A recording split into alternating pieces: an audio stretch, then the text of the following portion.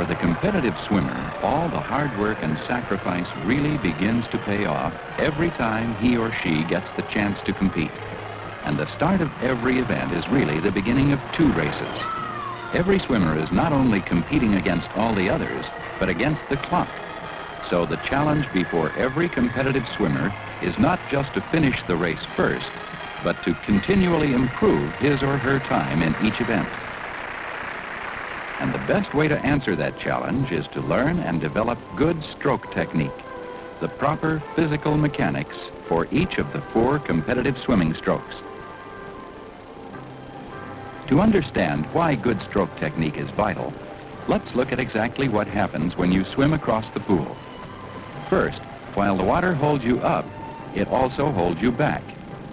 In other words, the water itself is the resistance you must overcome to swim faster. To do that, you push against the water with your arms and legs, creating a force commonly called propulsion. To swim faster, you obviously increase propulsion or decrease resistance.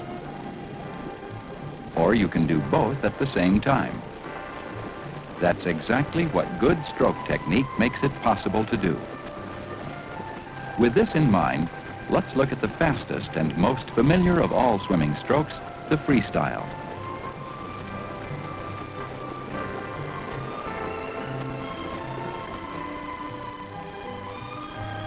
Because the freestyle is so popular, it might be all too easy to overlook some basic yet important aspects of this stroke.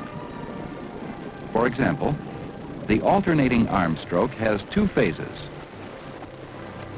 The recovery, which begins slightly before the hand leaves the water, and the pull, which begins moments after the hand enters.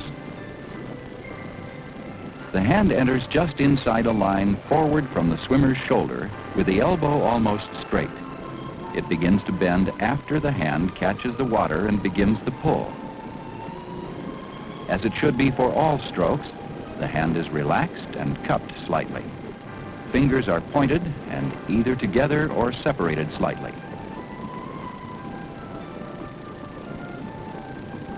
This swimmer uses the common 6-beat flutter kick, in which each leg kicks down when the arm on that side enters the water, is about to complete the pull, and about midway through recovery. Proper head position for the freestyle is with the neck flexed slightly so that the water line meets the top of the swimmer's forehead. Breathing is accomplished simply by rotating the head to either side while keeping it directly in line with the center of the body. But the head does not lift unnaturally out of the water. So even a quick overview of the freestyle makes it easy to see that the stroke consists of several different elements: the flutter kick, the arm stroke cycle, head position, and breathing. Let's examine each of these elements separately and see how each affects the position of the body in the water.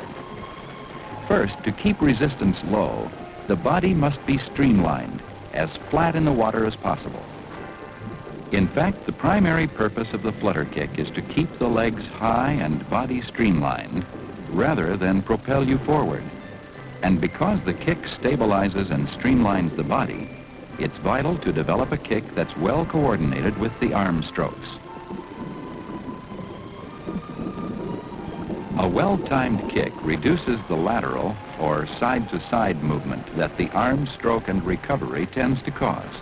And by kicking down with the leg opposite the recovering arm, this loss of forward momentum will be kept to a minimum. The kick must also be timed so that you are always kicking down on the side that you are completing the arm pull. This is true whether you're using the common 6-beat flutter kick or the 2-beat per cycle kick used by most distance swimmers and by both male and female sprinters who are relatively buoyant and don't need a great deal of kicking to keep their legs high in the water. So let's take a good look at both methods, beginning with the 6-beat kick.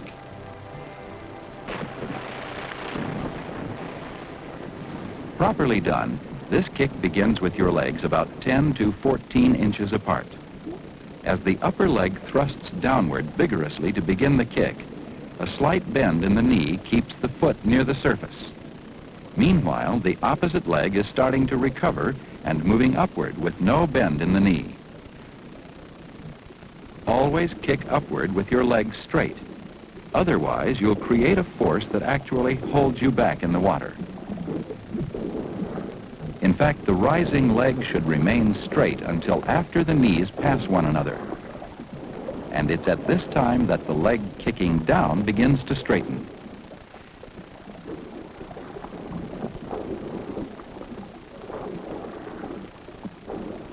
And notice finally that when the knee of the recovering or rising leg bends to its maximum degree, the kick cycle begins again by thrusting the thigh of that leg downward.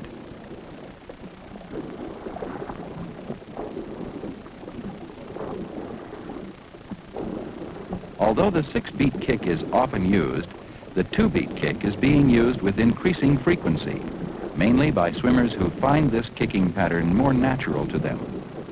The only real difference between the 6 and 2-beat kick is kicking frequency, not style.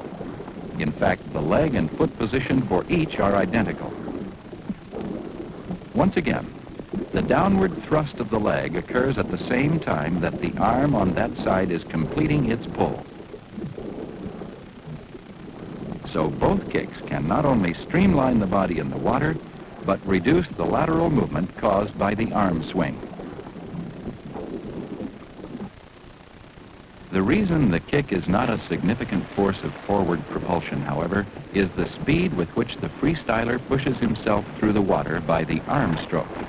And because the arms carry the burden of moving you forward in the water, the arm stroke must be effective.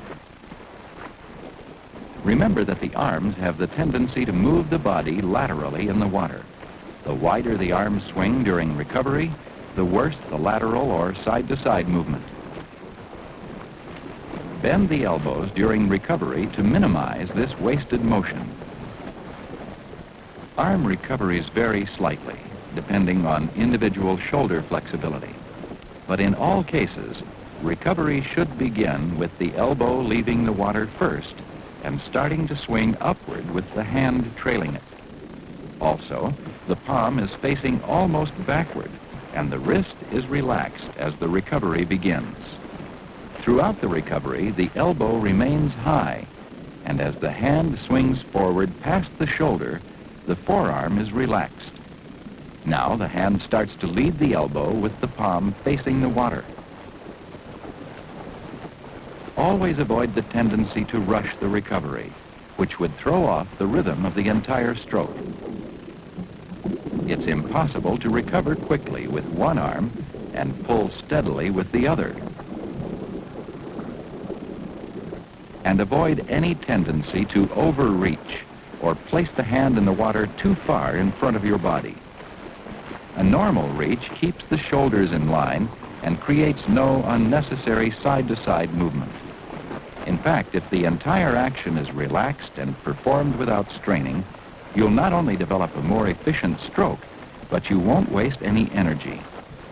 The arm should be extended until the elbow is only slightly bent by the time the hand is ready to lead the rest of the arm into the water. As the recovering arm enters the water, the other is only about halfway through with its pull. So it will keep pushing you forward while the hand entering the water sinks deeper and into position to begin its pull. Once you begin to pull your hand down and back, try to feel the pressure on it that indicates that you're pushing yourself forward. Meanwhile, the other arm is completing its pull and preparing to recover. Perhaps the most important point to remember about the arm pull is to keep the elbow up as the pull begins. This gives you maximum thrust backwards with your hands. All good swimmers keep the elbow up, although they vary slightly in the amount of elbow bend. Despite these differences, the elbow should be bent at an angle of about 100 degrees, or slightly more than a right angle during the maximum bend. Other slight variations occur in the pattern of the pull. The most popular style with champion swimmers is the inverted question mark pull pattern. The hand pulls along the center line of the body, not deviating too far to either side. One final point to remember is to rotate your upper arm toward the middle of your body during the first half of the pull. Tests have proven that this arm rotation makes it possible to pull with the greatest force.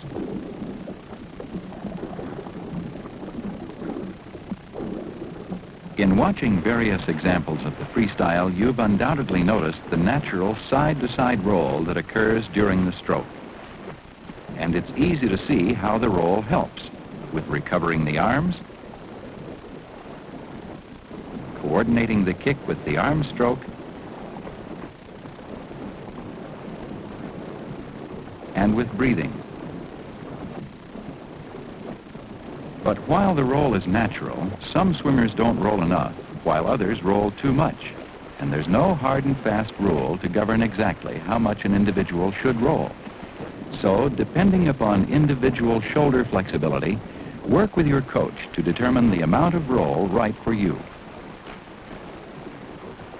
Of course, it's not difficult to see how the body roll assists in breathing. Throughout the stroke, the head is bent back slightly and moves from side to side with the roll of the body.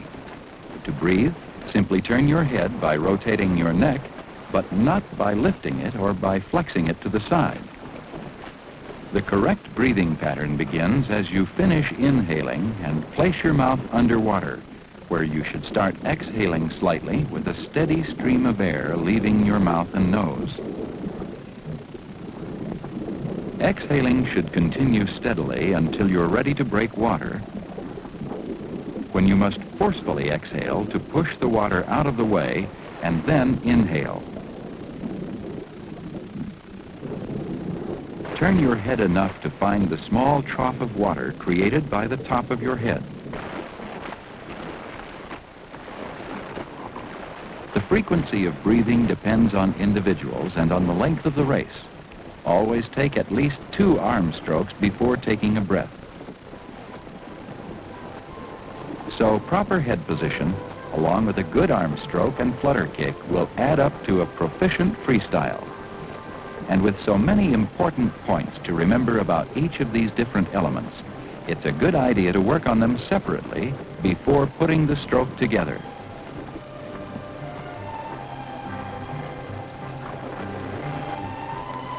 Anyone who has mastered the proper technique for the freestyle will be well on the way to learning the basics of the backstroke. Certainly, the fundamentals of resistance and propulsion still apply. Furthermore, the kick used for both strokes is almost exactly the same, with the obvious difference in body position. The 6-beat flutter kick is commonly used for the backstroke. Notice that the upward kick of the leg occurs when the arm on that side enters the water, again when the arm is about finished with its pull, and finally when the arm is just over halfway finished with recovery. The arm stroke for the backstroke begins with the little finger of the hand leading the arm into the water. As one arm is entering the water, the other is completing its pull and moving upward. The downward momentum of recovery sinks the hand and arm deep enough into the water to make the catch and begin the pull. And as one arm surfaces, the other begins to pull. During the initial moments of the pull, the elbow begins to bend and the arm moves both down and to the side.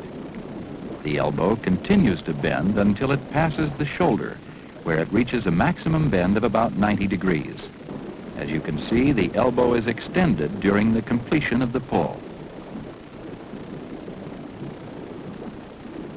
The pull should be completed with the palm about 8 to 10 inches below the surface and generally facing the bottom of the pool as recovery begins. During recovery, which is made directly overhead, the palm is rotating outward, and by the time the hand is once again in position to enter the water, it is facing away from the body. Finally, When the arm and hand sink into the water, the catch is made with the elbow straight as the arm stroke cycle begins again.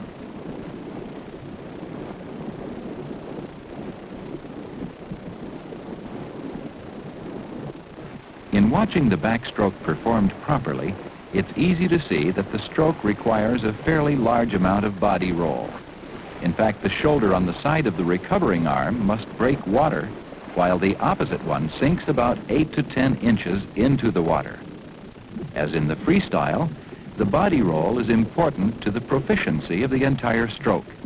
It puts your arms at a good angle to develop a strong pull and helps you bend your elbow at a right or 90-degree angle without making your hand break the water. But just as in the freestyle, it's important not to roll too much. If you have a normal amount of flexibility, the angle of the roll should be about 45 degrees. And always remember to let your hips roll at the same time that your shoulders do. While they roll, the hips must also remain high in the water. An incorrect tendency among backstrokers is to sit down in the water, which would increase resistance or drag. Naturally, you must strive to keep your body as flat and streamlined as possible for this and all other strokes. Once again, the flutter kick is a major help in streamlining the body by keeping the legs high. It also stabilizes the body by decreasing lateral movement. Ideally, the kick is performed like this. The maximum separation of the legs is about 10 to 14 inches, and there is no bend in the knee as the leg starts down. At this point, the foot is flexed or extended forward. The knees should bend only slightly as the leg moves down.